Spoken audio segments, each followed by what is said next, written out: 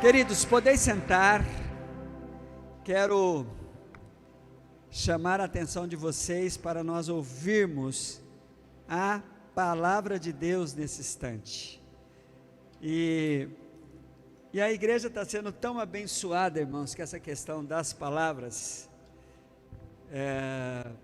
porque nós fomos agraciados, né, com a vinda do pastor Josian, que tem uma palavra muito boa, muito gostosa de ouvir, e aí a gente está com dois estilos bem diferentes, né? Eu continuo mantendo essa metodologia que Deus me deu. Hoje uma querida irmã sugeriu algo que tinha no meu coração. Ela sugeriu, falou: pastor, o senhor podia fazer desses ditados populares, dessa mensagem, um livro, não é? Eu falei: olha, isso já passou pelo meu coração, é um sonho, né? Editar um livro com ditados populares e a palavra de Deus. E o ditado popular hoje é muito legal, porque é algo que acontece. Eu acho que você já falou esse ditado quando você vivenciou essa realidade. O sujo falando do mal lavado. Quem já falou esse ditado ou já ouviu? Levanta a mão. Olha só, muita gente, né? Então, por quê? Porque é um ditado popular, né? O sujo falando do mal lavado. O texto que eu separei, queridos, é Lucas capítulo 18, versículo 11. E eu quero lhe pedir, em nome de Jesus, que você abra a Bíblia e deixe aberta aí, porque se trata de uma parábola que Jesus contou. O capítulo 18 de Lucas é um capítulo muito rico, por conta das parábolas que Jesus contou, não é? E eu quero, se Deus me der graça, eu ainda quero pregar sobre a primeira parábola aqui de Lucas 18, mas hoje eu não estarei falando sobre ela, e provavelmente, numa próxima oportunidade, quem sabe estarei pregando. Mas olha, Lucas capítulo 18, versículo 11, a Bíblia diz assim: o fariseu em pé orava no íntimo: Deus, eu te agradeço porque não sou como os outros homens, ladrões, corruptos, adúlteros, e nem mesmo como este publicano. Irmãos, essa oração, ela está dentro de uma parábola que Jesus está contando, com um objetivo,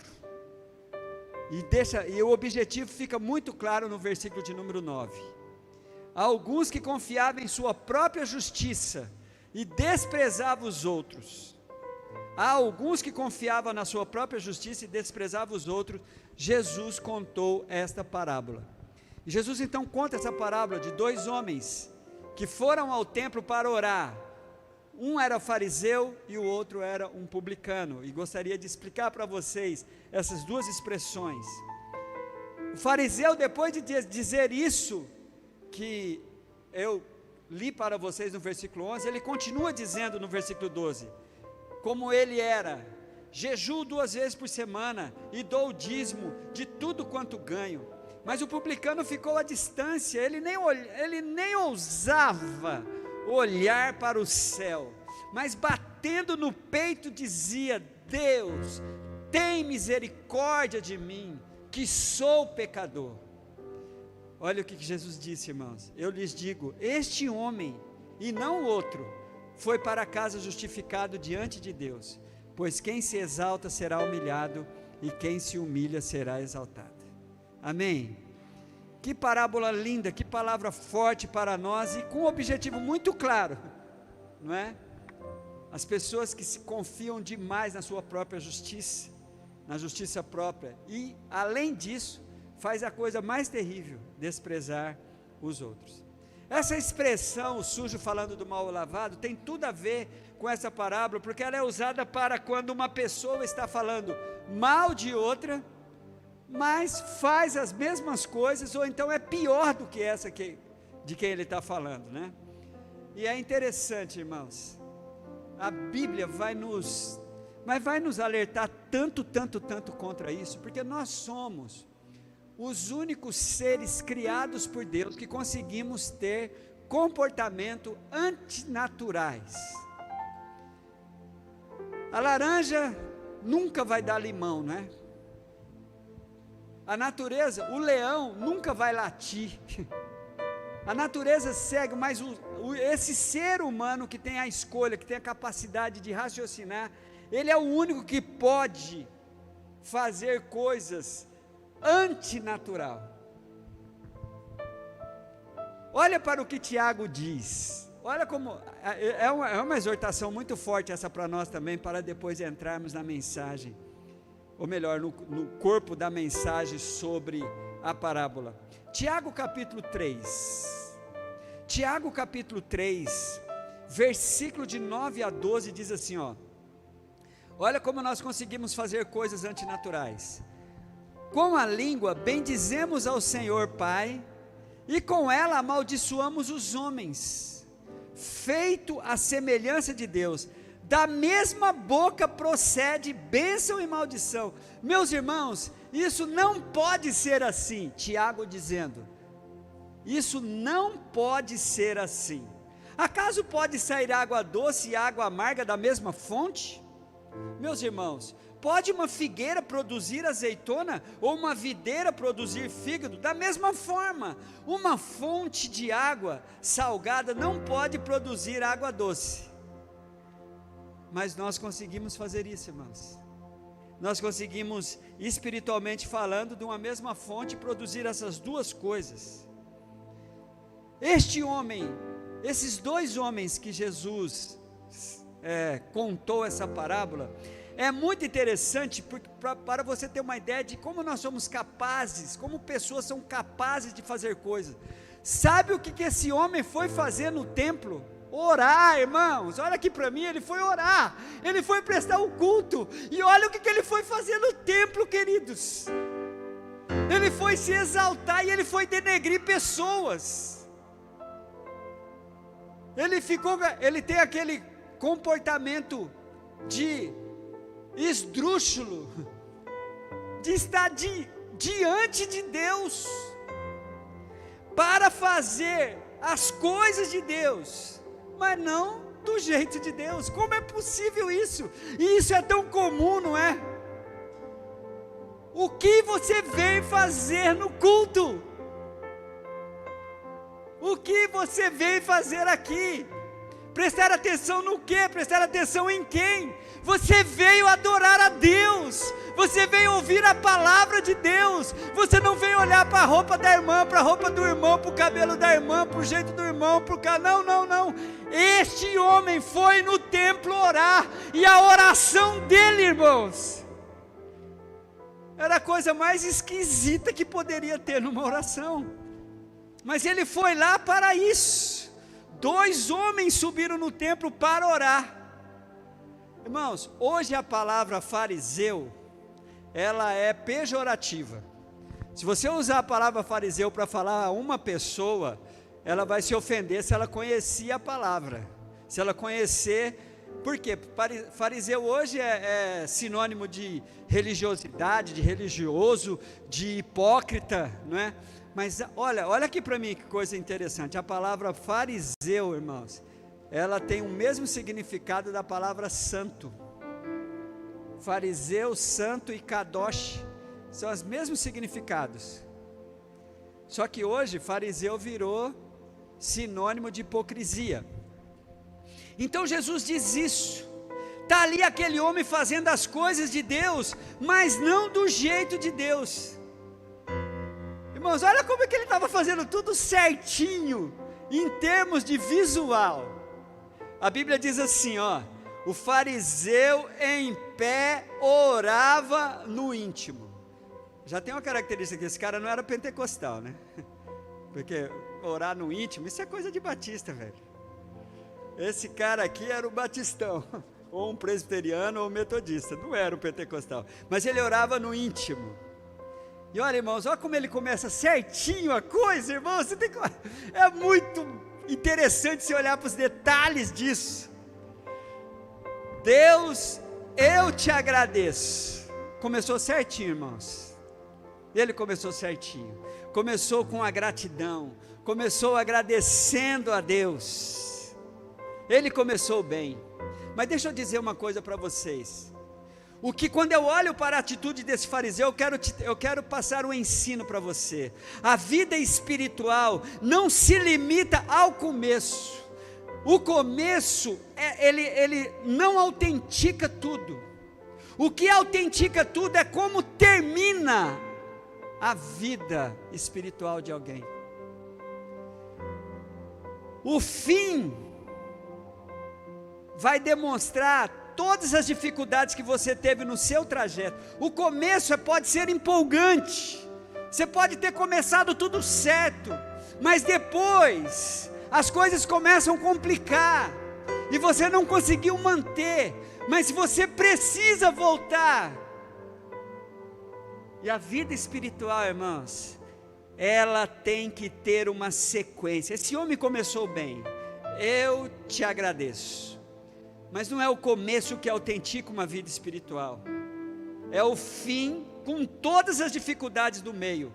Por isso é que Jesus é o mesmo, ontem, hoje e eternamente. Jesus não muda. A Bíblia vai nos trazer a exortação, irmãos, para que nós venhamos ter uma palavra-chave, para que eu não tenha um começo estrondoso e depois as coisas não vão entrando no eixo. A Bíblia vai nos desafiar em Mateus, capítulo 24, versículo 12 e 13. Devido ao aumento da maldade, diz a Bíblia, o amor de muitos esfriará, mas aquele que perseverar até o fim será salvo. Olha que coisa, olha que coisa. Não é só esse começo. Esse homem começou bem. Esse homem começou bem, agradecendo a Deus, fazendo certinho. Mas nós precisamos perseverar nisso, no fazer o certo, todo o tempo todo. Aí a partir daí, ele começa a fazer o que não deve. Olhe para a oração desse homem, queridos. Porque não sou como os outros homens. Meu Pai eterno, gente, quantas pessoas têm essa necessidade inútil, essa necessidade que mediocriza a pessoa, essa necessidade que te tira a nobreza, você precisar se comparar, você precisar disso. Olha, irmãos, esse cara estava tão enganado, esse infeliz estava tão enganado, porque nós só não somos iguais fisicamente, mas nós temos nós somos muito iguais, assim, nós somos muito parecidos em muitos comportamentos. Os problemas que você tem, as dificuldades que você tem, os erros que você comete, as limitações que você tem, ela é muito comum na vida das pessoas, na minha vida, na sua vida. Romanos 3:9, o apóstolo Paulo está exortando a igreja de Romanos ao dizer assim, abra a tua Bíblia em Romanos 3, versículo 9 e 10, olha que ensinamento maravilhoso, irmãos. Que conclusão tiraremos? Que concluiremos então? Estamos em posição de vantagem? Não. Já demonstramos que tanto os judeus, Paulo estava falando para os judeus aqui, para os fariseus ali da igreja, tanto os judeus quanto os gentios estão debaixo do pecado, como está escrito, não há um justo, nenhum sequer. Olha só, irmãos, nós somos iguais, queridos. Esse fariseuzinho aqui estava totalmente enganado, todo cheio de orgulhoso. Eu não sou como os outros homens, dizia ele. A infeliz necessidade de observar os outros para denegrir. Havia um rei que estava tendo muita dificuldade com seus servos no castelo, e um sábio lhe deu uma ideia, convide todos, uma brigaiada, uma fofocaiada, as pessoas não se entendendo ali. Aí o sábio chamou todo mundo e falou assim, vamos fazer o seguinte, o rei falou para o sábio, dá um jeito para mim nesse problema. Aí o sábio chamou todo mundo e falou assim, olha, vocês vão passear pelos jardins do castelo, separou o grupo, metade para cá, metade para lá. Vocês vão trazer um relatório das flores, das árvores frutíferas do castelo, dos jardins do castelo. E vocês vão me trazer o relatório das ervas daninhas, das pragas que tem no jardim do castelo. Deu um tempo, chegou os dois grupos. Deu oportunidade para o grupo que saiu para procurar as ervas daninhas. Irmãos, eles estavam tristes. Rei do céu, como o teu jardim é feio, como o teu jardim está acabado, cheio de erva daninha, cheio de tiririca, cheio de florentina, não, nada a ver, cheio de espinhos, cheio de troncos sujos, que jardinzinho fuleira. Deu oportunidade para os outros, eles estavam radiantes, irmãos.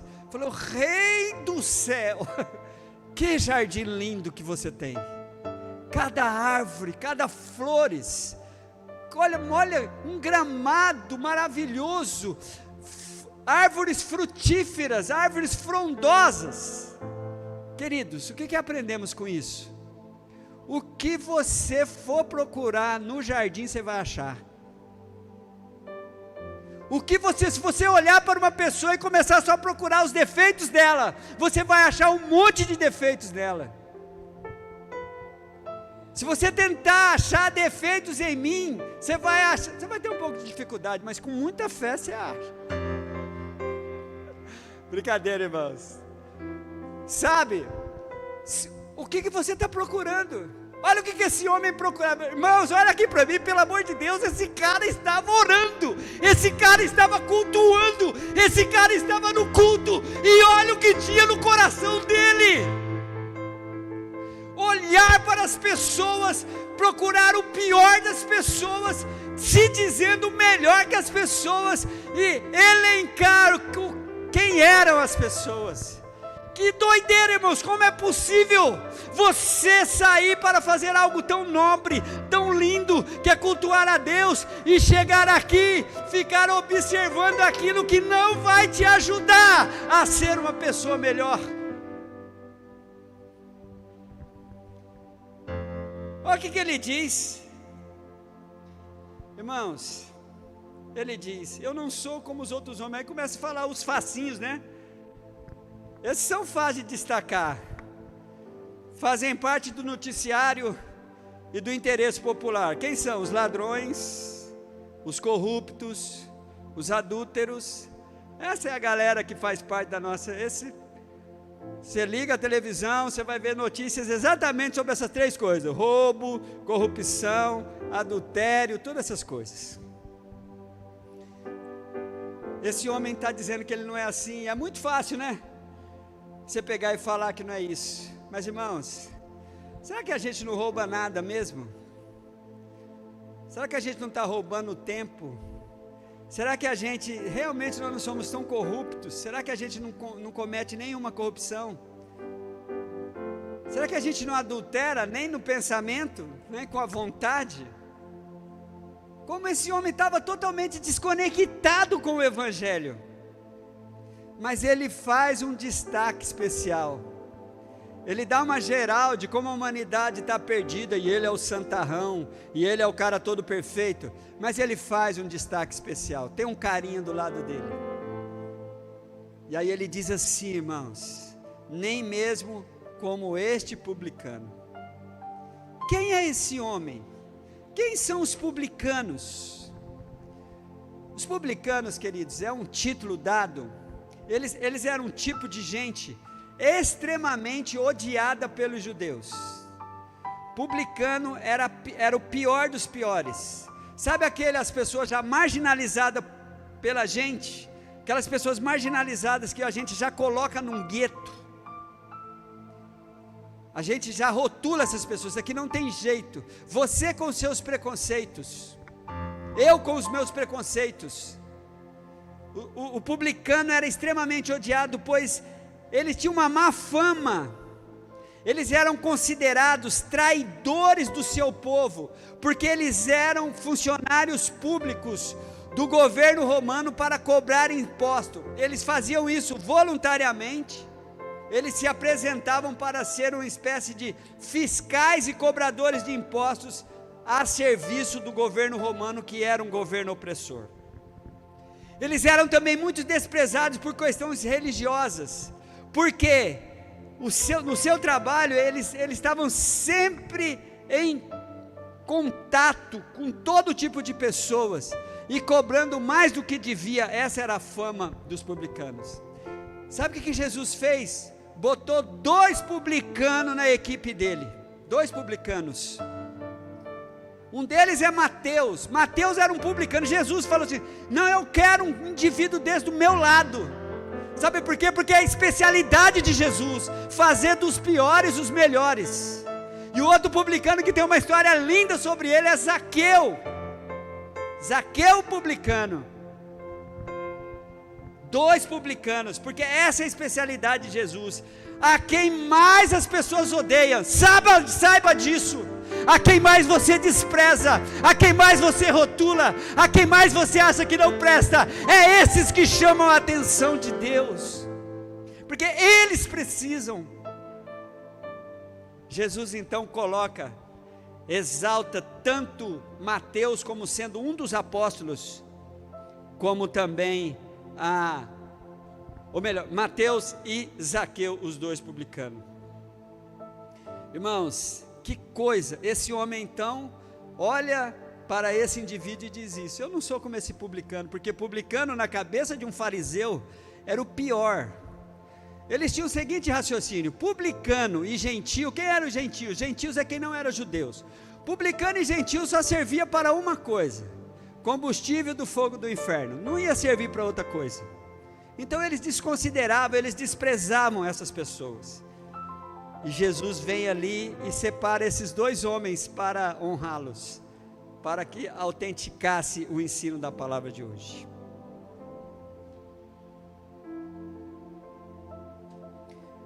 Queridos, o que aquele homem estava fazendo? Aquele homem estava deixando bem claro que ele era mais sujo do que o mal lavado de quem ele se referia. Um cara sujo, talvez não sujo religiosamente, talvez não sujo socialmente, mas a pior de todas as sujeiras, a sujeira do coração, a sujeira do interior, a sujeira que nos faz as piores pessoas disfarçadas de lobos no meio de ovelhas. Era um sujinho falando do mal lavado, bem mal lavado mesmo, ele. Irmãos, o que esse homem, no que ele se estribava? O que autenticava a vida dele? Sabe o que autenticava a vida dele? Uma coisa muito perigosa: a religião dele, e o que ele fazia na religião dele. Irmãos, tome cuidado com a religião. Sabe, nós precisamos saber que Cristo não trouxe uma proposta de uma nova religião. Ele teve uma proposta de uma nova vida, de um novo jeito de viver.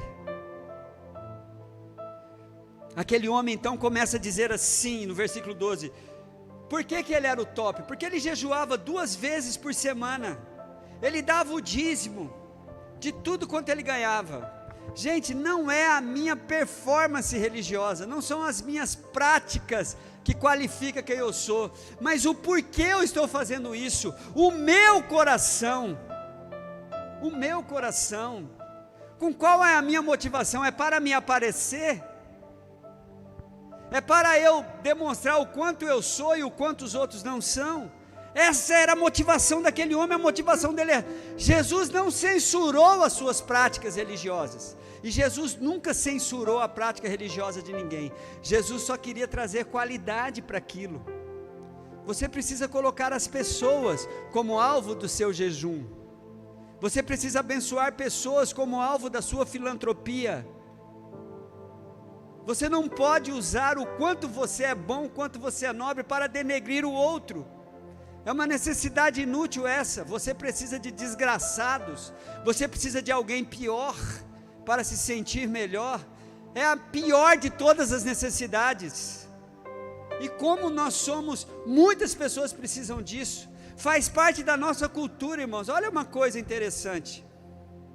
Nas batalhas de vida que tive, que tenho, algumas pessoas tentam me consolar com desgraças. Isso é uma prática que você faz muitas vezes. Você quer ajudar a pessoa está numa pior. Você conta algo de alguém que está numa pior, mais pior que ele ainda. Parece que isso dá um alento. Meu irmãos, não ajuda. 2 piores. Mas isso é uma prática nossa. Por isso é que Jesus pega e fala: vinde a mim todos que estáis cansados ou sobrecarregados. Por isso é que a gente precisa falar mais de Jesus do que de pessoas. Nós precisamos mais evidenciar o quantas pessoas creem em Jesus do que o quantas pessoas têm, o carro que ela tem, a casa que ele tem, o progresso que ele teve, o sucesso que ele teve, porque isso muitas vezes não ajuda, mas o Jesus que esse indivíduo teve, a gente precisamos falar mais de Jesus. Não é a minha performance que me qualifica, mas o meu coração. Agora olha o publicaninho, irmãos, olha que bonitinho, como diria a pastora Sandra. Irmãos, olha o publicano, irmãos, que homem. A gente acaba admirando essas pessoas, né? A gente coloca até as pessoas no lugar errado, mas eu quero dar um toque aqui para vocês. Olha o publicano, irmãos, versículo 13. Mas o publicano ficou à distância, ele mesmo nem ousava olhar para o céu, mas batendo no peito dizia: Deus, tem misericórdia de mim, que sou um pecador. Que homem, que graça. Mas irmãos, qual é o perigo desse homem?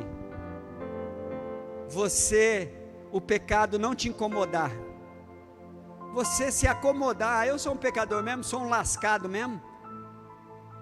Toda pessoa faz isso. Aí é o outro perigo, o outro extremo. Você se acostumar com a lama, você se acostumar com a porcaria, você esquecer de que você está aqui para brilhar, para ser sal e para ser luz. Eu sou um coitado pecador, eu não consigo. Aí o indivíduo acaba se acostumando com isso. Esse é um perigo. Eu não estou falando desse indivíduo, mas o perigo que a gente corre, porque Jesus não fez esse destaque. Quem está fazendo esse destaque sou eu. Aí Jesus então diz, olha como que Jesus termina essa parábola, irmãos. Eu lhes digo que este homem, este publicano, esse indivíduo que veio cultuar a Deus assim, carente, necessitado, sabendo que precisava do Senhor, não precisava de desgraçado, ele era o desgraçado que ele já tinha. Ele não precisava olhar ao redor, ele estava ali, queridos. E olha só o que acontece. Eu lhes digo que este homem e não o outro foi para casa justificado diante de Deus. O meu alvo e o teu alvo é exatamente isso: receber a justificação de Deus. Sabe o que é isso, irmãos? A Bíblia no Antigo Testamento, e foi confirmado por Paulo, de que não existe realmente justo, nem um justo. Ninguém pelo seu esforço próprio se transforma justo. Você precisa de uma ação de Cristo. Você precisa passar pelo novo nascimento. Você precisa crer em Cristo para você ser chamado de justo.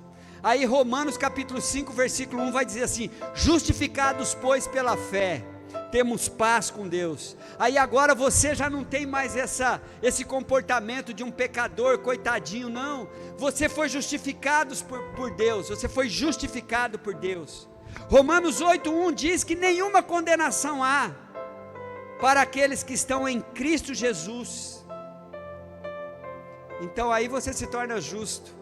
E o pastor já repetiu muitas vezes o raciocínio sobre o justo. Irmãos, justo bíblico, o justo de Romanos 5:1, o justificado, não é um indivíduo que faz tudo certo, mas é aquele que está do lado certo. E Romanos 8 versículo 2 vai deixar isso bem claro para nós. Abra a tua Bíblia em Romanos 8 versículo 2. A Bíblia diz assim,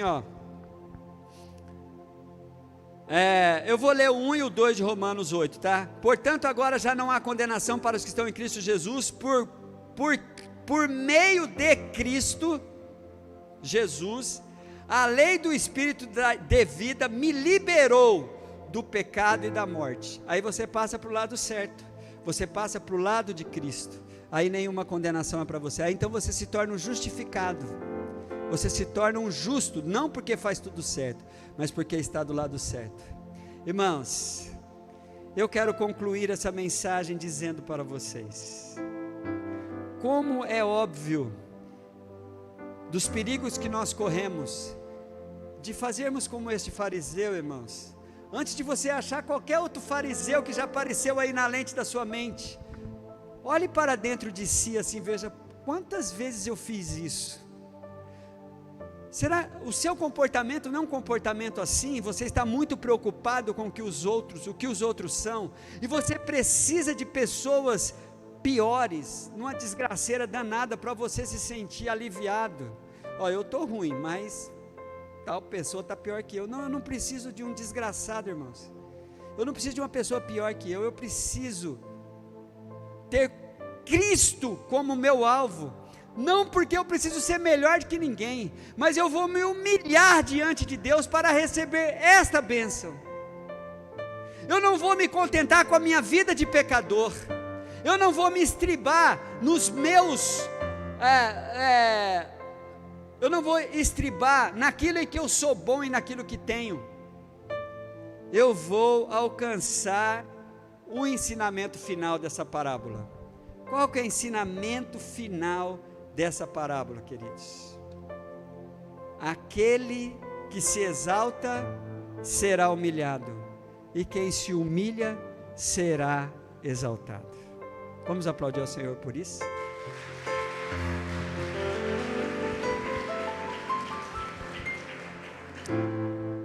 Você tem um desafio dado por Jesus em Mateus capítulo 7, para você não julgar ninguém. A ninguém julgueis, para que você não seja julgado. Da mesma medida que você julgar, você será julgado. Queridos, coloque um exercício de nobreza na sua vida. Pode ficar em pé, meu irmão, minha irmã. O exercício de nobreza na sua vida é você sempre fazer uma viagem para dentro de si e pedir para Deus tirar tudo que limita você de ser uma pessoa melhor. Olha, você tem muitas pessoas em volta de você que te faz se sentir melhor, porque a pessoa é ladrão, é corrupto, é adúltero, é um publicano, mas você não precisa dessas pessoas. Os defeitos e as mazelas dessas pessoas não vão te ajudar em nada. Agora, quando você olha para dentro de si e pede para Deus: Senhor, me ajuda, me ajuda. Eu sou um pecador, como eu erro, o Senhor sabe o tanto que erro, mas eu não quero me acomodar aos meus pecados. Me ajuda a ser um filho melhor, uma esposa melhor, um patrão melhor, um empregado melhor, um irmão melhor, um colega melhor, um amigo melhor, um irmão de fé melhor. Eu não preciso ter felicidade na desgraça de ninguém. E quando você tiver, vai falar com Deus, fala: Deus, hoje eu acabei sentindo prazer, me ajude a me libertar dessas coisas que não me ajudam a ser melhor. Vamos nos humilhar diante de Deus, irmãos, para que esse provérbio não se aplique em minha vida. Vamos parar de julgar as pessoas. E outra coisa séria, hein? Vamos vir para a igreja, vamos vir para o santuário, para adorar, para aprender e para celebrar a Deus. Eu não vim aqui para procurar as ervas daninhas do jardim, eu vim aqui para adorar a Jesus. Amém e amém. Vamos aplaudi-lo, queridos.